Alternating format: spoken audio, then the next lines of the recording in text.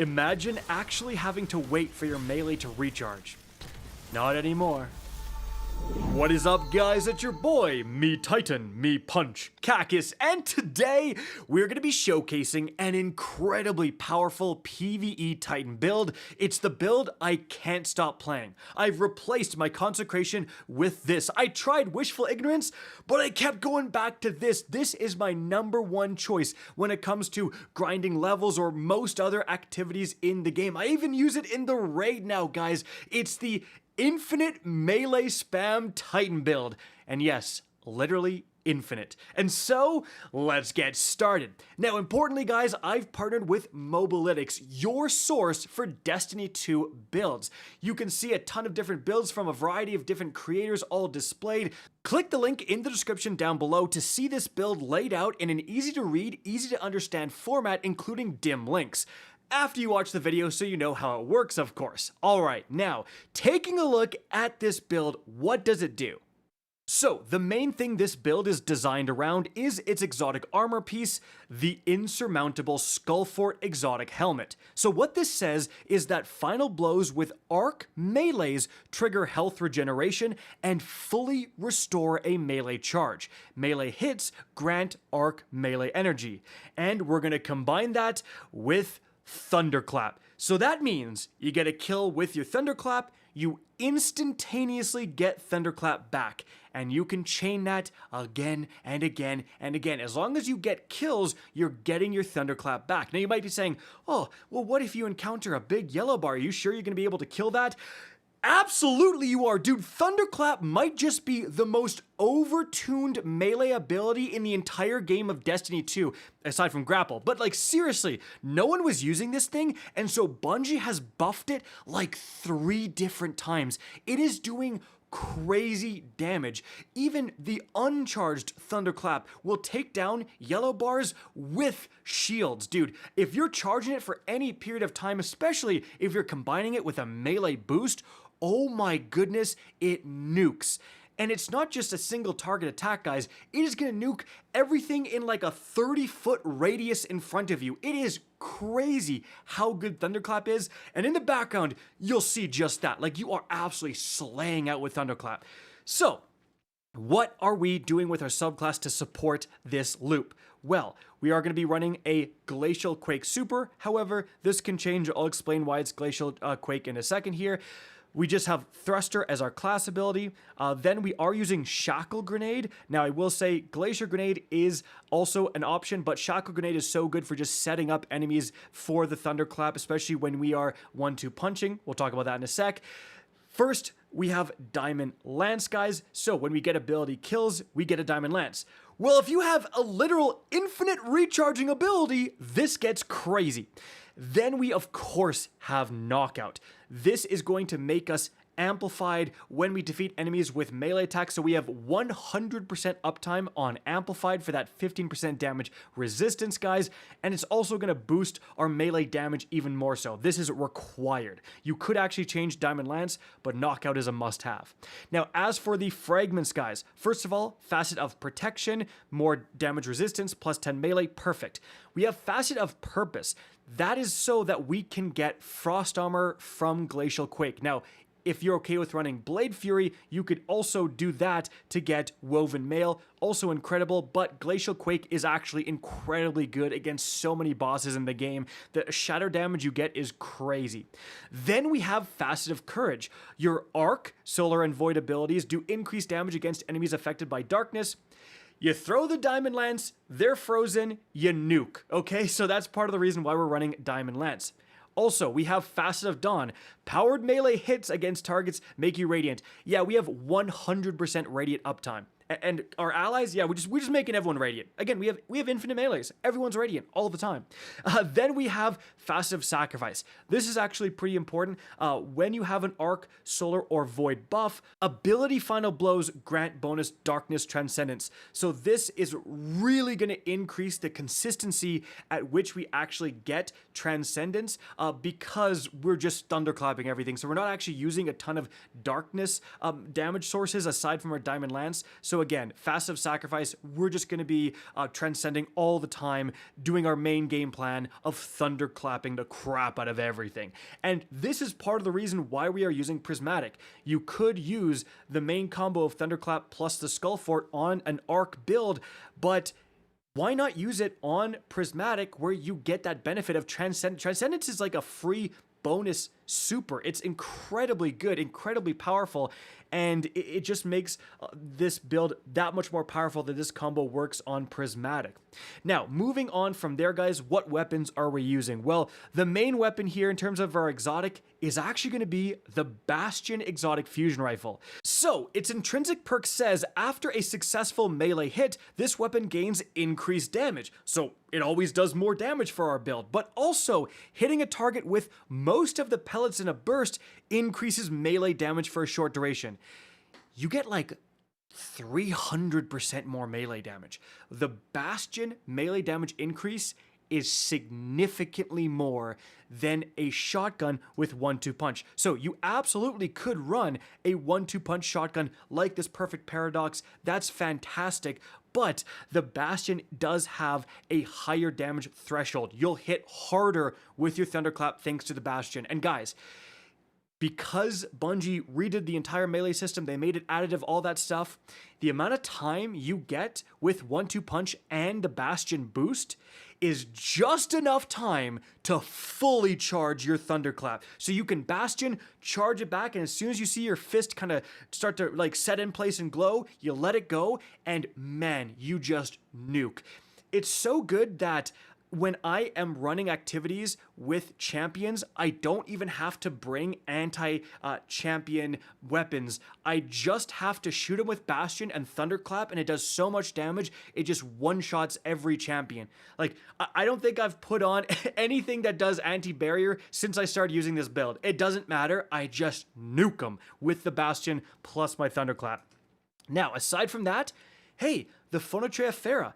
If Bastion runs out of ammo, we have a backup in the form of 1-2 punch on our infinite ammo primary now. Yes, 1-2 punch on this hand cannon will do significantly less damage, actually half the damage in terms of 1-2 punch on a shotgun. You know, in terms of boosting that melee damage, it only boosts it by half as much. But again, we are using it for when we are out of Bastion ammo. So it's a great backup, and it still makes our Thunderclap absolutely nuke yellow bars and bosses and whatever else we want to nuke. So aside from that, guys, in terms of the heavy, I just have the Slammer for Egredge for like farming. The heavy is completely up to you guys. And that is also another incredible aspect about this build. I would recommend something with 1-2 punch, or again, the Bastion, something that can improve melee damage. But aside from that, use whatever you want. Our ad clearing is actually completely covered by our melee. So you could totally run double specials and a heavy. Your entire weapon loadout could be tuned for boss DPS, and it doesn't matter because every single ad you come across, all the ad clearing and more, yellow bars too, are just nuked by infinite, super powerful melees because of Thunderclap. So, like, your weapon options with this build are actually crazy. Now, aside from that, guys, in terms of the armor, let's talk about the stats. You want as high of a melee stat as possible. You want to get to 200 melee. So you can see with this set of armor, I have 164. And then to account for that, I have 2 melee fonts. That will give me the 40 extra melee I need. Now, I actually recently got a nice juicy tier 5 chest piece, which puts me up to 171. The goal here is actually 180. That means you only need 1 melee font, and then you can use, I think it's Impact Induction. Causing damage with a powered melee attack reduces the cooldown of your grenade. Yeah, that's actually insane with our build because, I mean, no other impact induction using build accounts for literally infinitely charging melee. So you just get your grenade back insanely fast with an impact induction. But again, the most important thing is to reach that 200 melee threshold. We want as much melee damage as possible. And of course, we're also using a heavy-handed. So that final melee blows will give you orbs of power. Another completely abusable thing with this build, guys. Like, again, I don't know if Bungie accounted for the fact that heavy-handed, that means our infinitely charging melees are making infinite amounts of orbs. Every single time you use Thunderclap on an ad, you're going to see orbs spill out. Crazy, crazy powerful, and that means we can abuse anything that needs a ton of orbs of power, needs a ton of armor charge here. Now, as for the rest of the armor mods, on my helmet, I have a hands-on combined with a kinetic siphon for the Bastion, but you could totally run double hands-on, guys. Hands-on with this build is so crazy. You get so much super energy with infinite thunderclaps. And then just a powerful friends, because why not? Then we already showed the gauntlet. As for the chest piece, guys, you're just running whatever resistances you need based on your activity. Then after that, guys, for the boots, I have a weapons font and then absolution plus recuperation here. No point in putting on extra weapon damage stuff because you're using your thunderclap so much. However, you can again use a heavy for DPS and put a bunch of weapon surges on. That's not going to hurt this build at all. Now, as for my mark here, guys, my class item, I am using a time dilation just for more uptime on my fonts, and then I have a distribution and an outreach because why the heck not? Now, another really good one to run is a special finisher because again, we are getting so many orbs of power because of heavy-handed that it's so easy to get 3 charges and then special finny whatever you want for infinite bastion ammo. So definitely consider that one as well, guys. But overall, that's it for the armor mods. Let's take a look at the artifact perks. So, some ones you may want to consider include one with Frost. If you are running that Stasis Super, you're going to have like 100% Frost armor uptime, so why not? And it benefits our Stasis Sword. Then, Flame, Fiber, and Freeze is not bad. Fever and Chill, again, a decent one, but we have 100% uptime on Radiant because of the melees, so you could change that. Frost Renewal is a pretty useful one, again, because we always have Frost armor. Now, Cauterized Darkness, guys, is not actually that amazing on this build, but if you are running the Furniture Farah, it will benefit that for sure. And then we have Shoulder to Shoulder, very good if you're playing with friends, just free DR, why not?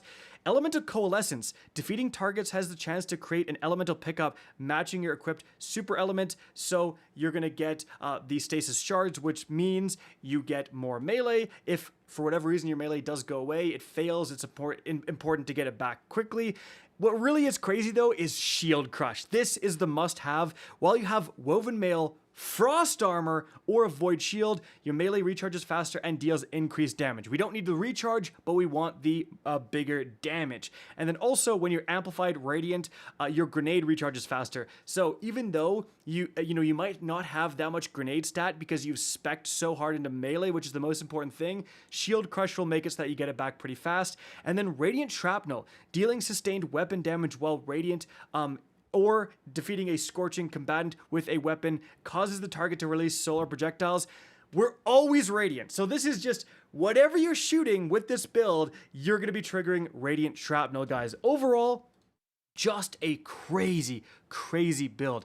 Thunderclap infinitely recharging is so good here, and it's going to give us a constant healing because of knockout, constant amplified, constant orbs of power, which means constant frost armor, which means constant even more melee damage, which means like it is just like the things you can do when you start chaining this build is so crazy, guys. 100% try it out. All it really requires is as high of a melee as possible, and almost every other stat doesn't matter. Obviously, you want grenade, you want a little bit of weapons, you want some super stuff like that, but hey, if you have 200 melee or as close as you can get, you're good to go for an insane build.